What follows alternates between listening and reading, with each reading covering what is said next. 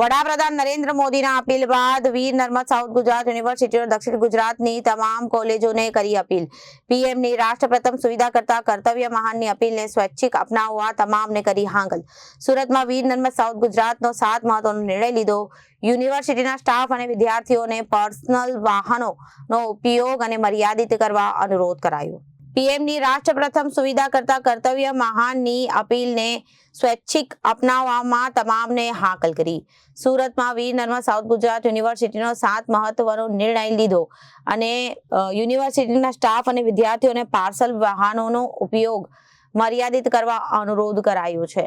College કે university આપવા જવા માટે જાહેર પરિવહન, કારપુલિંગ અને ઇલેક્ટ્રિક વાહનોનો મહત્તમ ઉપયોગ કરવા અપીલ કરી। જ્યાં પણ શક્ય હોય ત્યાં રૂબરૂ મીટિંગ કરવાને બદલે ઓનલાઈન અથવા વર્ચ્યુઅલ મીટિંગ્સ યોજવા આગ્રહ કરાયો। કર્મચારીઓએ કેમ્પસમાં તેમજ વ્યક્તિગત જીવનમાં વિદેશી ચીજવસ્તુઓને સ્થાને સ્થાનિક બનાવટની વસ્તુઓને ખરીદીને પ્રાધાન્ય આપવા અપીલ કરી। આ તમામ મુદ્દાઓને સ્વૈચ્છિક અમલ કરવાનો રહેશે।